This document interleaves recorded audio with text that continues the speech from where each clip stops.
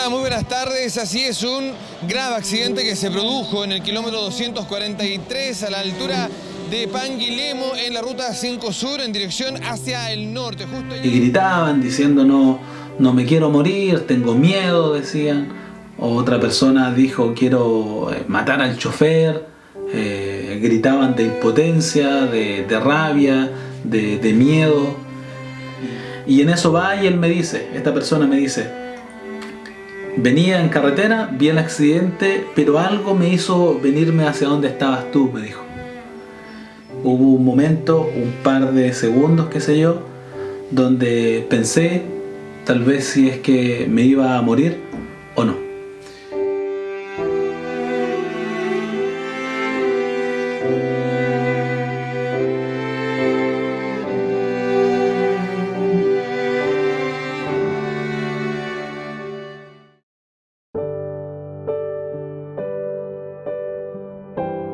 El día 10 de septiembre del año 2019 estaba en mi casa terminando una actividad que me tomó hasta la 1 de la mañana. Decidí quedarme hasta esa hora para evitar hacer trabajos la semana posterior, que era la semana de fiestas patrias. Eso hizo que al siguiente día también me fuera más tarde al trabajo que de lo de costumbre. Tomé el minibús que iba hacia Cumpeo y una vez que me subí me senté justo en el primer asiento que da con el pasillo, detrás del chofer. Me puse los audífonos para escuchar cómo había quedado esa actividad, que era la edición de un video para mi curso. Me puse la capucha, cerré mis ojos, me quedé en el asiento con los brazos cruzados y me fui escuchando esa actividad. 10 minutos más tarde aproximadamente, con rumbo por la carretera hacia el colegio. Yo trabajo en un colegio pequeño en San Rafael y este bus pasa por San Rafael, por ende me servía para ir para allá. Y fue cuando se ubicó al lado de la carretera para tomar algunos pasajeros, y en ese momento fue cuando un pensamiento vino a mi cabeza y me dije: no sea cosa que podamos tener un accidente, por lo tanto voy a correrme hacia el lado izquierdo. ¿Por qué? Porque justo enfrente del asiento donde yo iba estaba el pasamanos, estaba el fierro. Y en esos segundos pensaba de que si teníamos un accidente, lo más seguro es que ese fierro me podía golpear en la cabeza. Y me corrí hacia el lado izquierdo, pero no hacia el asiento izquierdo, sino que me quedé justo en medio de los dos asientos, de tal manera de quedar detrás del asiento del chofer. Y cuando hice eso, volví a cerrar mis ojos, no pasaron ni 3 segundos, qué sé yo, y un camión por detrás, un camión tolva, nos golpea y hace que el bus sea expulsado fuera de la carretera y cayera en un lugar donde había bastante barro. Fue a la altura de Alto Pangue. El minibús cayó casi a 2 metros de un canal que había por ahí. Quedó ladeado hacia el lado del chofer y yo dentro estaba con mis pies hacia arriba y sobre mis pies había un caballero. Y este caballero al parecer estaba inconsciente, estaba desmayado y estaba presionándome. Por ende traté como pude de poder sacarlo y para poder yo también salir del minibús. Fue cuando salí del minibús cuando empecé a ver personas que estaban caminando alrededor sin rumbo porque estaban en shock. Había un señor que estaba con un bebé en sus brazos y con el celular al lado tratando de marcar algo, pero yo en su rostro me di cuenta que él no estaba bien.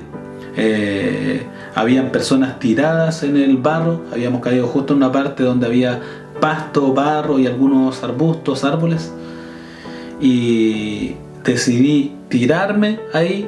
Y lo primero que se vino a mi mente fueron como algunos protocolos que mi hermana cuando yo era más niño me enseñaba en caso de algún accidente. Por ende empecé a palparme algunas partes de mi cuerpo, mis manos, mis piernas, mis brazos, y después me toqué la cabeza y me di cuenta que tenía heridas abiertas. y ahí me di cuenta que estaba sangrando. Mientras eso pasaba, escuchaba cómo personas gritaban diciendo no me quiero morir, tengo miedo, decían. Otra persona dijo quiero matar al chofer. Gritaban de impotencia, de rabia, de miedo. Una niña de momento salió alrededor del minibús buscando a su papá. Ella gritaba por su papá y gritaba, decía que tenía dolores en diferentes partes del cuerpo. Esta niña venía con su papá justo en el penúltimo asiento por el lado del chofer. Y esta niña buscaba a su papá pero no lo encontraba. Hubo un momento, un par de segundos, qué sé yo, donde pensé tal vez si es que me iba a morir o no. Lo único que sentí fue tranquilidad, fue sentir una paz en mi corazón, que fue lo que me fortaleció posteriormente. Sentía de que si fallecía, con el Señor lo hacía, y que si era mi momento de tener vida, sabía que el Señor iba a estar conmigo. Por ende, esa situación en particular a mí me fortaleció y me hizo Dios sentir que no era mi momento, que iba a estar con vida. Había una mujer que estaba gritando desde dentro del minibús.